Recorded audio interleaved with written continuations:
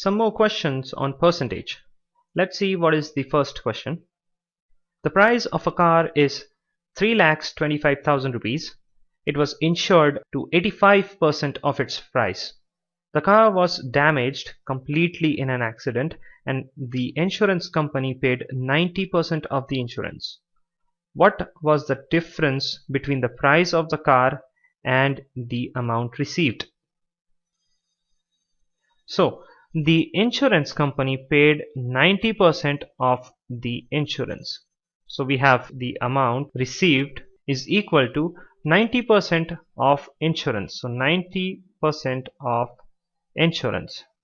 So that is 90 upon 100 times this insurance. Now what is this insurance? If you look at this statement, it was insured to 85% of its price. So this is the insurance. So this is equal to 90 upon 100 times 85% of the price of the car. And the price of the car is 3,25,000 rupees. So we have 85%. So 85 upon 100 times the price of this car, which is 3,25,000. So 3,25,000.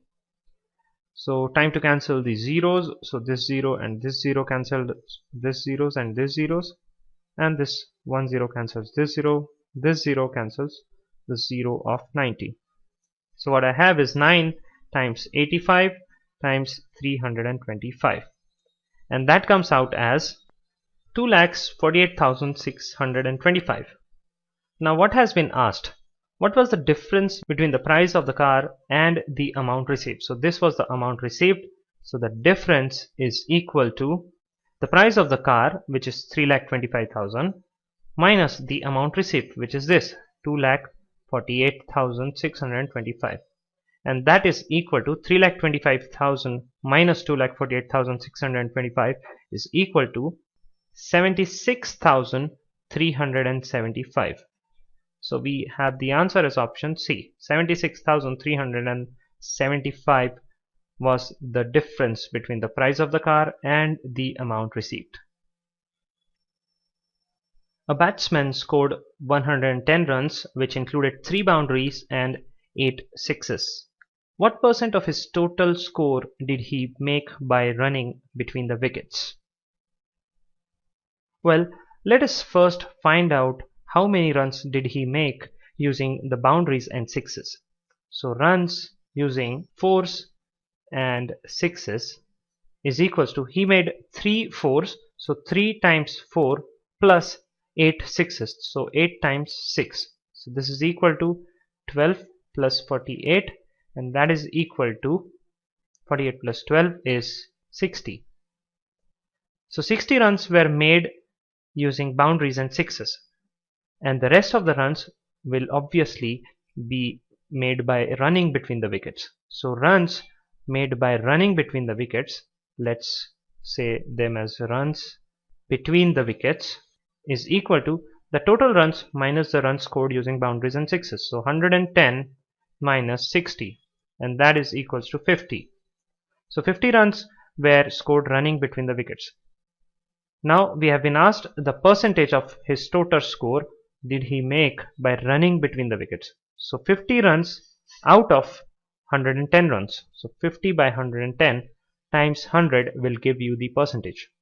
So this is equal to 500 upon 11. Let us divide 500 by 11. 11 4s are 44. What remains is 6. This 0 comes down. 11 5s are 55. Again 5 is remaining. So the runs scored are 45 5 by 11 percentage of the total score. So the answer is option B. A fruit seller had some apples.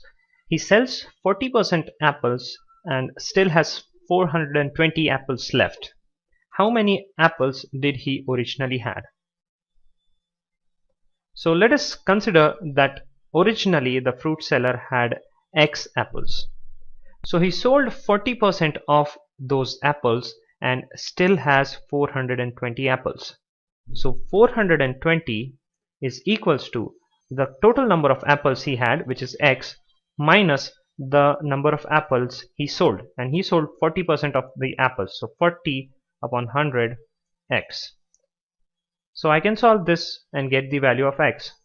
So 420 is equal to, I can write this as 100x upon 100, so as to make the denominator equal, upon 100, and 100x minus 40x gives you 60x. This 0 and this 0 get cancelled out, so I have x is equals to 420 times 10 divided by 6, and 6 times 7 is 42, so 6 times 70 is 420. So 700 is the total number of apples that this seller had. So option D. In an examination, 35% of the students passed and 455 students failed. How many students appeared for the examination?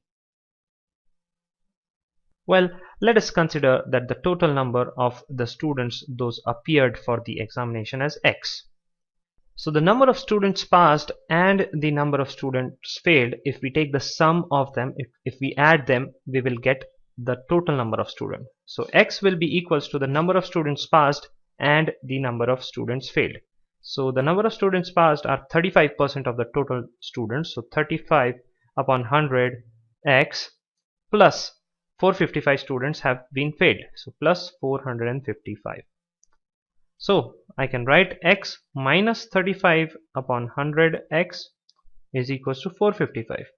I can write this x as 100 upon 100 x, so the denominator is common, so I have 100 in the denominator. 100x minus 35x gives you 65x is equals to 455. Therefore x is equals to 455 divided by 65 times 100, which is equal to 700. So the total number of students is 700 who have appeared for the examination.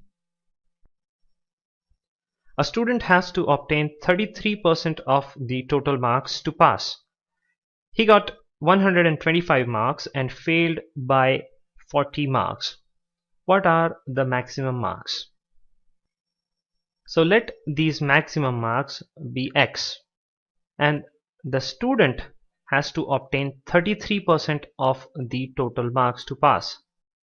So I have 33% of x is equal to, now this person or the student has got 125 marks and failed by 40 marks. This means that if he had got 40 marks more than 125, which he currently got, he would have passed. That means the passing marks are equal to 125 plus 40.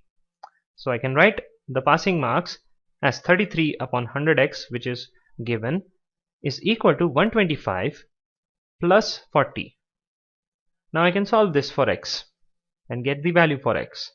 So x is equal to 125 plus 40 will give me 165 times this 100 comes here, times 100 divided by 33.